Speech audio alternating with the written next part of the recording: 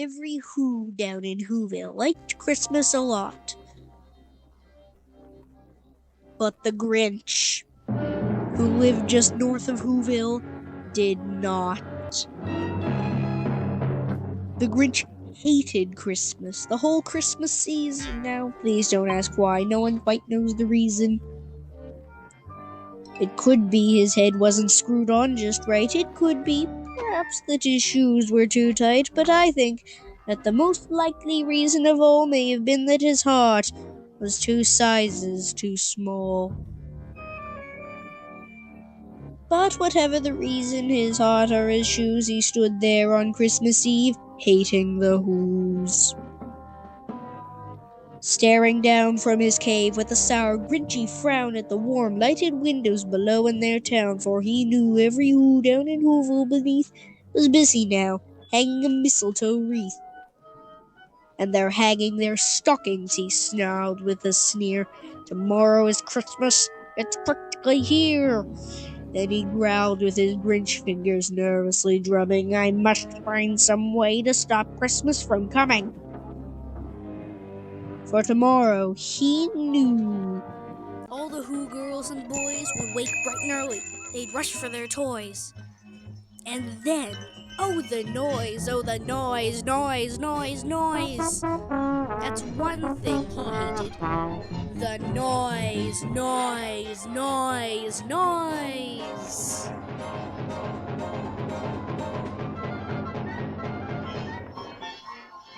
And the Who's young and old would sit down to a feast. And they'd feast, and they'd feast, and they'd feast. They'd feast on Who pudding and rare Who roast beast, which was something the Grinch couldn't stand in the least. And then they'd do something he liked least of all. Every Who down in Whoville, the tall and the small, would stand close together. With Christmas bells ringing, they'd stand hand in hand, and the Who's would start singing. They'd sing and they'd sing and they'd sing. And the more the Grinch thought of this Who Christmas sing, the more the Grinch thought, I must stop this whole thing. Why, for 53 years I put up with it now.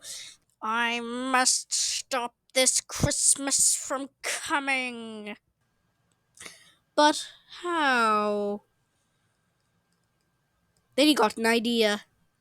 An awful idea. The Grinch got a wonderful, awful idea.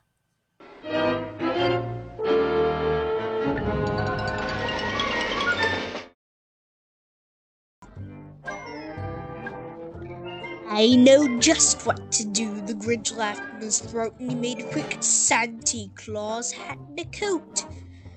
Then he chuckled and clucked, what a great Grinchy trick! With this coat and this hat I look just like Satan. All I need is a reindeer, the Grinch looked around, but since reindeer are scarce, there was none to be found. Did that stop the old Grinch? No, the Grinch simply said, if I can't find a reindeer, I'll make one instead. So he called his dog Max, he took some red thread, and he tied a big horn on the top of his head.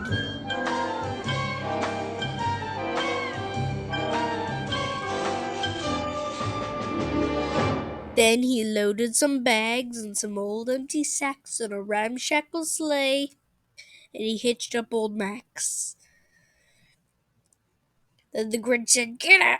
And the sleigh started down toward the homes where the Who's lay a snooze in their town.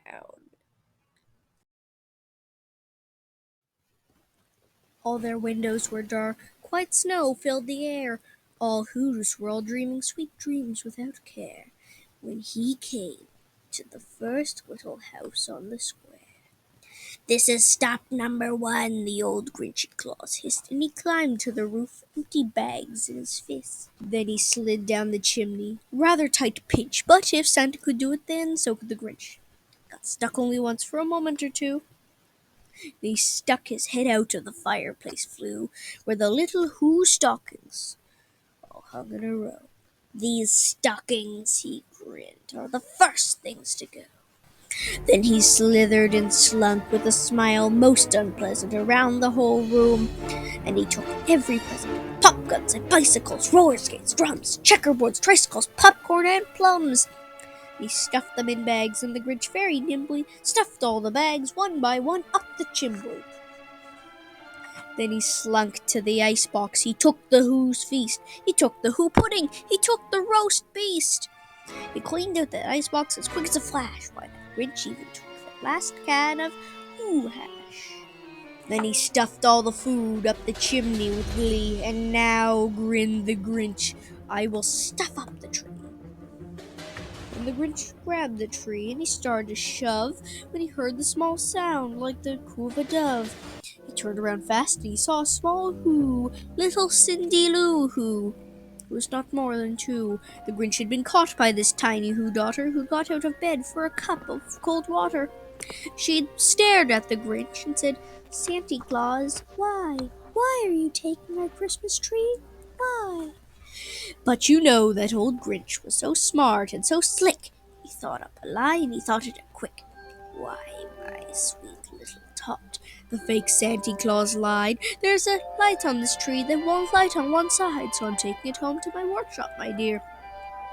I'll fix it up there, then I'll bring it back here." And his fib fooled the child. Then he patted her head and he got her a drink and he sent her to bed. And when Cindy Lou went to bed with her cup, he crept to the chimney and stuffed the tree up.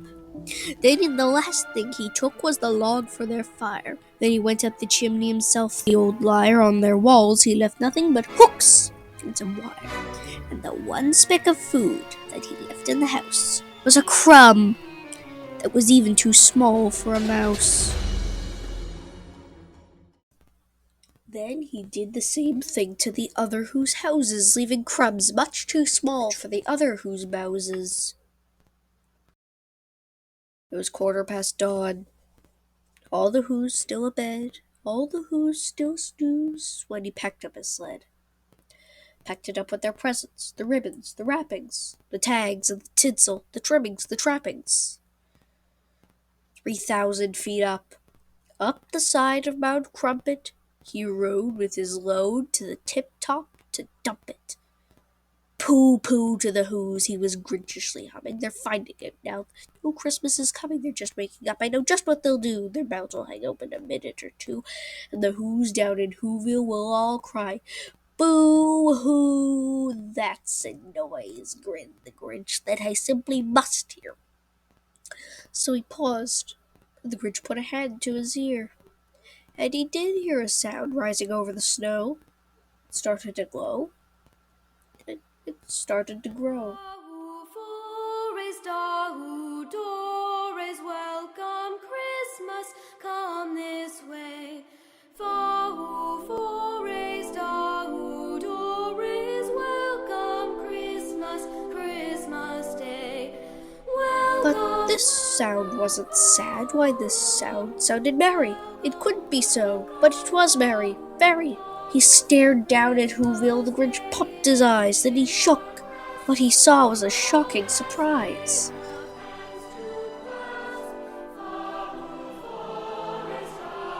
Every Who down in Whoville, the tall and the small, was singing. Without any presents at all, he hadn't stopped Christmas from coming. It came. Somehow or other, it came just the same. The Grinch, with his Grinch feet ice cold in the snow, stood puzzling and puzzling. How could it be so? It came without ribbons. It came without tags. It came without packages, boxes, or bags. They puzzled 3 hours till his puzzler was sore. The Grinch thought of something he had before. Maybe Christmas, he thought, doesn't come from a store. Maybe Christmas, perhaps, means a little bit more. And what happened then?